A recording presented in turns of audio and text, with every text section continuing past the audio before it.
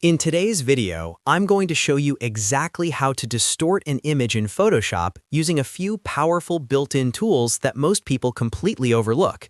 If you've ever wanted to bend, stretch, reshape, or change the perspective of an image in Photoshop, these methods will make the process incredibly easy. We'll go through two of the most useful techniques, using the Distort option inside Free Transform and using the Warp tool for flexible bending and shaping. Both methods are simple, beginner-friendly, and extremely powerful once you understand how they work. And by the end of this video, you'll be able to reshape images, adjust perspective, and create more dynamic designs in Photoshop in just seconds.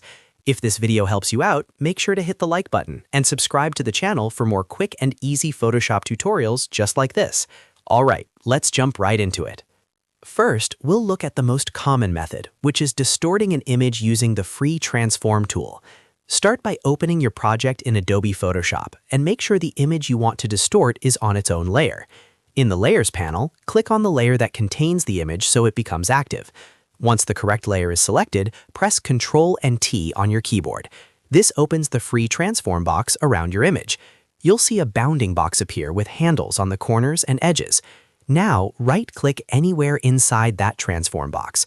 A menu will appear with several transform options. From this list, choose the option called Distort.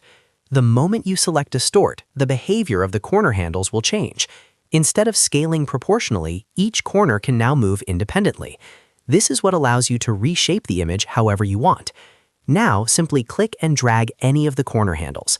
As you drag them, you'll notice the image stretching and changing shape based on the position of each corner. This is extremely useful when you want to match an image to a surface, adjust perspective slightly, or creatively reshape elements in your design. For example, you might distort an image to fit onto a screen, a billboard, or a piece of paper in a photo. Continue adjusting the corners until the image looks the way you want. Once you're happy with the result, press Enter on your keyboard to apply the transformation. And that's it. Your image is now distorted using the Free Transform Distort option. Now let's look at the second method, which gives you even more flexibility.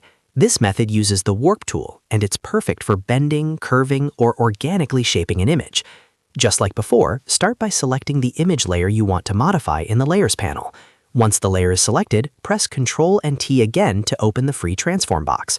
Now, right-click inside the transform area one more time. From the menu that appears, choose Warp. As soon as you click Warp, you'll see a grid appear over your image. This grid allows you to manipulate different sections of the image by dragging control points.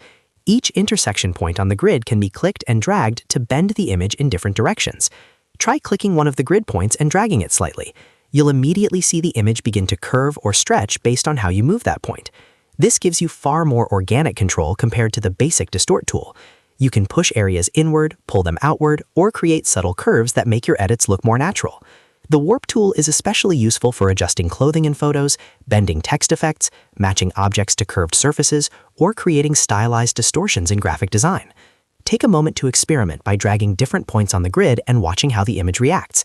When you're satisfied with the shape, simply press Enter to apply the Warp transformation. And that's how you can easily distort an image in Photoshop using both the Distort option and the Warp tool. These two techniques give you powerful control over perspective, shape, and creative effects, and once you start using them, you'll find they become essential parts of your Photoshop workflow. If this tutorial helped you out, make sure to hit the like button and subscribe for more Photoshop tips, tricks, and step-by-step tutorials. Thanks for watching, and I'll see you in the next video.